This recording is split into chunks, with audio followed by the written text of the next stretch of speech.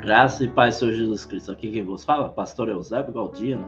A gente vai dar início à nossa live. Felizes os que ouvem a palavra de Deus e aguardam. Deixa eu só colocar aqui na tela o tema de hoje.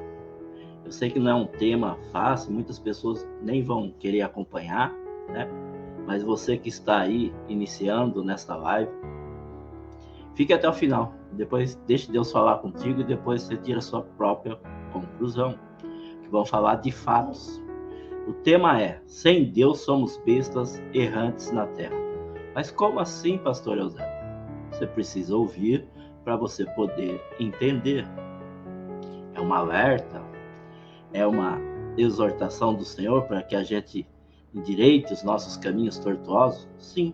Então ouça até o final, amém? Dê essa oportunidade ao Senhor para falar contigo. Vamos orar ao Senhor?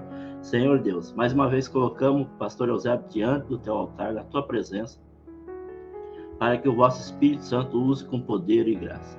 Ministra essa palavra aos nossos corações, nossas mentes, Senhor, que possamos recebê-la, possamos compreendê-la e aplicar em nossas vidas, Senhor. O inimigo nunca desiste, ele sempre fica, Senhor, criando situações para nos afastar do Senhor. E como a tua palavra, esse tema diz, sem Deus, sem o Senhor, nós somos bestas errantes na terra. Assim eu oro e te agradeço em nome de Jesus. Amém. Glória a Deus. Amém, meu querido? Deixa eu só voltar ao tema aqui, para marcar aí, para você ficar bem entendido desse tema.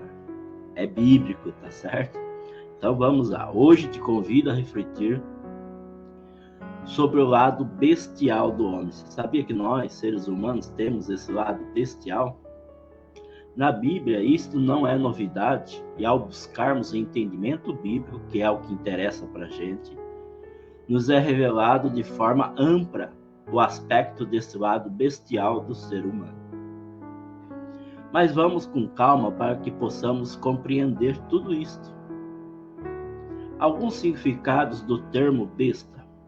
No âmbito religioso, a figura da besta é uma referência popular direta ao diabo e a toda a maldade existente no mundo. Então, se a pessoa age por maldade, ela está agindo da maneira bestial, proveniente dos atos e influências do demônio. Também o termo representa nações tiranas e despostas, afastadas de Deus, não querem saber nada de Deus, que utilizam o seu poder para influenciar a população e fazê-la sofrer. O Brasil está caminhando para isso. No livro de Apocalipse, capítulo 12, versículo 9, a figura da besta é descrita como um dragão de 7 cabeças, que marcaria todas as pessoas, ricos e pobres, escravos e homens livres, com um sinal. No sentido figurado, uma criatura que representa a força brutal, a imoralidade e a oposição a Deus. Está lá em Isaías, capítulo 30, versículo 6, depois você pode estar lendo com calma. Será que já começa a compreender um pouco dessa questão bestial do homem? Olha o que diz Apocalipse, capítulo 17, versículo 17. E via a besta os reis da terra, e os seus exércitos reunidos para fazerem guerra àquele que estava sentado sobre o cavalo, e o seu exército contra Jesus Cristo, opositores a Jesus Cristo. E olha algo mais profundo ainda sobre esta questão, as bestas. Porque Deus tem posto em seus corações que cumpra o seu intento e tenham uma mesma ideia, que deem a besta o seu reino até que se cumpram as palavras de Deus. Então esses reis, né, esses governantes, estão entregando o seu governo para essa bestona. Irmãos, Deus está no controle de tudo. Pode se levantar quantas bestas quiserem. São derrotadas em nome do Senhor Jesus Cristo. Amém? Você crê nisso? Vamos começar a compreender melhor e para isso vamos usar o texto de 1 Coríntios, capítulo 15, versículo 30 a 32, que nos diz: porque estamos nós também a toda hora em perigo. Todos nós em perigo. A cada dia morro pela vossa glória, a qual tenho em Cristo Jesus, nosso Senhor, que como homem combati em Éfeso contra as feras, as bestas, que me aproveita se os mortos não ressuscitam? Comamos e bebamos, que amanhã morreremos. A frase estava nós, também a toda hora em perigo, refere-se aos perigos com os quais Paulo se deparava diariamente. E não é diferente conosco, irmãos. As bestas contra as quais Paulo lutou em Éfeso podem ser entendidas como a oposição selvagem que o apóstolo enfrentou naquela cidade. Leia a Bíblia, você vai ver o que ele passou lá, qual foi a oposição selvagem, bestial sobre a vida dele. E aqui está uma revelação da parte de Deus. A cada dia tem se intensificado uma maior oposição contra os servos de Deus. Não é verdade? Não sei se vocês estão atentos, se atentando. Já vemos inúmeros casos que ministros da palavra do Senhor vai ministrar numa praça e são perseguidos, são agredidos fisicamente, verbalmente, igrejas, né? E por aí vai. E esta oposição vem de homens e mulheres que estão totalmente afastados de Deus, agindo segundo o espírito do anticristo, que já se encontra na terra há milênios. Em 2 Tessalonicenses, capítulo 2, versículo 3, a palavra do Senhor diz: ninguém de maneira alguma vos engane, porque não será assim sem que antes venha a apostasia e se manifeste o homem do pecado, o filho da perdição. Ao longo da história, muitos indivíduos têm se posicionado ao lado do mal, sendo hostis a tudo que Cristo representa. Não é verdade? Só você ler a história. Estes anticristos e tudo que é anti, quer dizer contra, oposição a Cristo, viveram em todas as gerações e continuarão a existir e agir conforme a sua maldade. Assim sendo, pouco antes da segunda vinda de Jesus Cristo, que está muito próxima, surgirá o homem do pecado, o homem da perdição, alguém completamente maligno. Ele será um instrumento de Satanás, equipado com o poder de Satanás. Este homem ímpio será o anticristo, no caso, a bestona. Mas não se engane, terá um exército de bestinhas. E se você não se atentar, você será uma dessas bestinhas, se já não é. Pastor Eusébio, se eu não me atentar, eu posso estar sendo uma bestia, o exército da bestona. Infelizmente, o ser humano, a cada dia que passa, se encontra nesta condição. Bestas errantes aqui na terra. Agora, é interessante notar que é perigoso rotular alguma pessoa como se esta fosse o anticristo, como muitos fazem e na história fizeram, e também predizer a vinda de Cristo baseando-se nessa suposição. Paulo menciona o anticristo não para podermos identificar especificamente, mas para que possamos estar prontos para qualquer coisa que ameace a nossa fé. Se a nossa fé for robusta, sólida, não precisamos temer o futuro. Sabe por quê? Sabemos que esse homem ímpio já foi derrotado por Deus, a despeito de quão poderoso se torna. Além disso, temos a promessa da volta do Senhor Jesus Cristo. Deus está no controle e será vitorioso sobre o anticristo. Na verdade, já é vitorioso, né? A história já está escrita, nós só estamos participando dela. Deus já sabe, já escreveu início, meio e fim. Nossa tarefa consiste em estarmos preparados para a volta de Jesus, espalhando as boas novas de tal maneira que mais pessoas também estejam preparadas. Segundo Tessalonicenses, capítulo 2, versículo 7, também nos diz: porque já o mistério da injustiça opera. O anticristo está operando. Somente há um que agora resiste até que do meio seja tirado.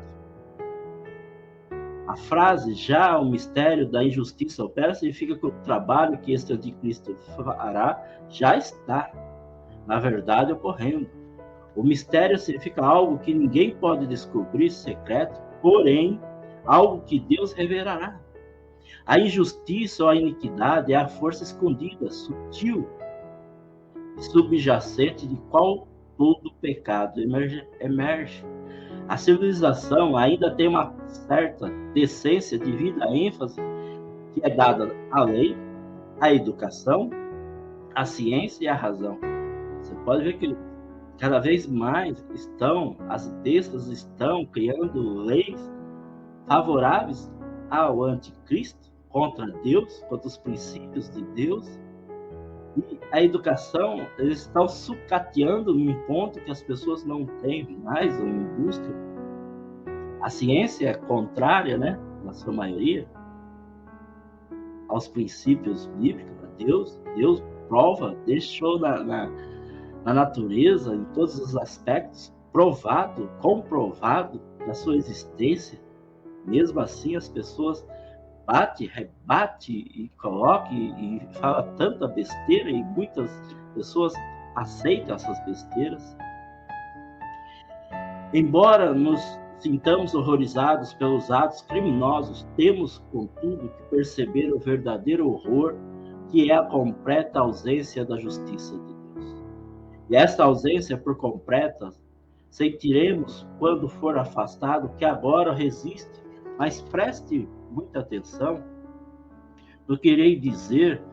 Não sabemos com certeza, mas há 3 possibilidades e quero ter a coragem de destacar 2 delas. Vamos ver? O governo e a lei, que ajudam a restringir o mal, porém quero usar o Brasil como exemplo. Vivemos num país sem autoridade governamental, leis que mais servem para beneficiar o criminoso do que julgar com justiça. Teve a sua importância, realmente, por um tempo, Deus usou com este fim, sim, de reter o agir do anticristo, mas agora já não é mais retido por isso, pelo contrário, tem um impulsionamento do anticristo. E o ministério e a atividade da igreja, os efeitos do evangelho, porém, todas as igrejas, denominações, de certa forma, estão corrompidas pelo sistema mundano. Basta ver os testemunhos destas. Tem exceções, creio que sim, mas, de modo geral, o inimigo tem sapateado no meio dos religiosos e pessoas que se dizem cristãs. Agora, meu querido, preste muita atenção. O Espírito Santo de Deus. Este é incorruptível, santo e justo. É o que realmente tem retido o anticristo e suas bestas. Porém, a própria palavra que lemos diz que será retirado. Como será? Não especifica, mas diz que vai ser retirado. E é isso que precisamos compreender e aceitar, entender e ter temor. Imagine, com o Espírito Santo, nós muitas vezes falhamos, né? Tomamos decisões erradas. Imagine sempre. Possivelmente o Espírito Santo será removido da terra, ou não agirá como vem agindo. E por que, pastor Eusébio, Deus permitirá isto que aconteça? Para mostrar às pessoas e às nações os pecados que praticam, revelando-lhes, através de uma experiência amarga, a verdadeira alternativa ao senhorio de Cristo. As pessoas que vivem completamente sem Deus não conseguem agir melhor do que os animais selvagens. E é justamente isso que tem se visto: pessoas bestas errantes na terra, sem a presença de Deus em suas vidas, renegando o senhorio de Cristo. A Bíblia diz que a soberba precede a ruína e a altivez do espírito a queda. Lá em Provérbios, capítulo 16, versículo 18. Bem, meu querido, logo a gente vai citar um exemplo bíblico disso daqui que eu estou falando, e você vai poder entender completamente. Hoje você não vai sair dessa live sem compreender esse texto. E também Deus deixou um exemplo na Bíblia de um rei que agiu assim de forma bestial, com sua soberba e orgulho, confrontou o poder e a glória de Deus Todo-Poderoso, o grande eu sou. Qual foi a consequência disto? Você sabe? Um dos maiores, mais poderosos homens do mundo antigo, que vivera por meados de 500 anos antes de Cristo, rei poderoso, que desfrutava do melhor em tudo o que havia na ocasião, um certo dia, porém, teve seu glamour trocado pela convivência misturado entre aos mais diversos animais, ou seja, foi levado ao convívio selvagem. Daniel, capítulo 4, 29 ao 33, diz: Ao cabo de 12 meses, quando passeava sobre o palácio real da Babilônia, falou o rei e disse: Não é esta a grande Babilônia que eu edifiquei para a morada real? Pela força do meu poder e para a glória da minha majestade? Ainda estava a palavra na boca do rei, quando caiu uma voz do céu: A ti se diz, ó rei Nabucodonosor, passou de ti o reino. Serás expulso do meio dos homens, e a tua morada será com animais do campo. Far-te-ão comer erva como os bois, far-se-ás 7 tempos sobre ti, até que conheças que o Altíssimo tem domínio sobre o reino dos homens e o dá a quem quer. Na mesma hora a palavra se cumpriu sobre Nabucodonosor, e foi expulso do meio dos homens e comia erva como os bois, e o seu corpo foi molhado no orvalho do céu, até que lhe cresceu o cabelo como as penas da águia, e as suas unhas como as das aves. Meus queridos irmãos, meus queridos amigos, de forma espiritual, isso tem acontecido hoje. Muitas pessoas arrogantes, soberbas, orgulhosas, batendo no peito que fez isso, que fez aquilo, que é isso, que é aquilo. Deus simplesmente retira tudo isso desta pessoa e deixa numa condição bestial. Mas tem uma notícia para você que se encontra nesse estado bestial, afastado de Deus. A misericórdia de Deus alcançou ao rei Nabucodonosor, quando ele voltou em si e se arrependeu de fato. Olha as próprias palavras do rei, agora arrependido, convertido ao Senhor. Mas ao fim daqueles dias, o rei falando, eu, Nabucodonosor, levantei os meus olhos ao céu e tornou-me a vir o entendimento. E eu bendisse o Altíssimo e louvei e glorifiquei ao que vive para sempre, cujo domínio é um domínio sempre eterno, e cujo reino é de geração em geração, e todos os moradores da terra são reputados em nada. Segundo a sua vontade, ele opera com o exército do céu e os moradores da terra. Não há quem possa estorvar a sua mão e lhe diga: que faz? Fazes, né?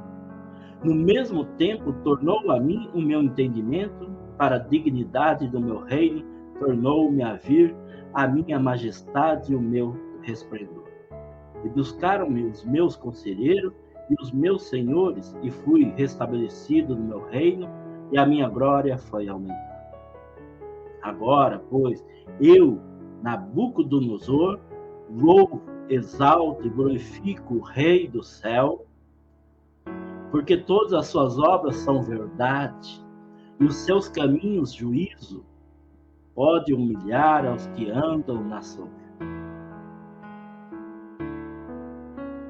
Portanto, meu querido amigo, minha querida amiga, se arrependa e entregue a sua vida ao senhorio de Cristo neste momento. Reconheça que Deus é o seu único e verdadeiro Criador e Senhor e Salvador. Amém? Vamos orar ao Senhor. Senhor Deus, ouvindo essa palavra, que palavra forte, mas bendita palavra, Senhor. Eu me arrependo, Senhor, de estar andando nesse estado bestial, ou seja, afastado do Senhor, sem compreensão nenhuma. Tudo que o Senhor tem feito. Eu tenho acompanhado, Senhor, o pensamento mundano, tenho andado, Senhor, por tantos caminhos tortuosos. Já estou até mesmo sem esperança, nem paro mais para pensar, em estado paralisado. Mas neste momento, essa palavra, ela veio de encontro, quebrando todos os grilhões, reacendendo a centelha que há no mais profundo do meu ser. Eu peço perdão ao Senhor. E neste momento, Senhor, quero entregar a minha vida de fato e verdade ao senhorio do Teu Filho Jesus Cristo, para que me guie, para que me direcione, para que me corrija, para que eu me torne, sim, um cristão genuíno, viver as pisaduras de Cristo, assim como Cristo o fez. Eu sei, Senhor, e creio que as Tuas misericórdias nesse momento, assim como alcançou este rei soberbo, que batia no peito, que tinha feito isso, tinha feito aquilo, ele era todo-poderoso, mas teve que reconhecer nesse estado bestial que há um Deus que está sobre tudo e todos. E ao se arrepender, a Tua misericórdia, Senhor, o alcançou. E não é diferente com a minha vida. Eu creio nesse momento que a Tua misericórdia, Senhor, me alcançou. Assim eu oro, crendo em nome de Jesus. Amém, glória a Deus. Amém, meu querido amigo, minha querida amiga. Chegamos ao final da live Palavra Amiga. Deixa eu só colocar o nosso refrão. Felizes... Opa! Felizes os que ouvem a palavra de Deus e aguardam. Chegamos ao final da live, com todo respeito.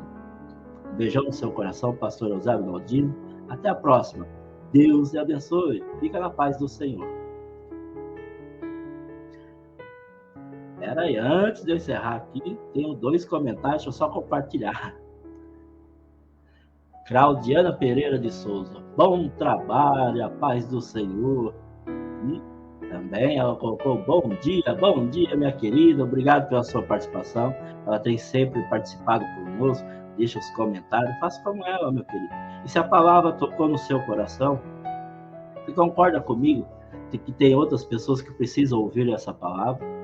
Eu não vou aqui te forçar a nada, mas deixe o Espírito Santo te mover e você clicar no botãozinho que chama compartilhar.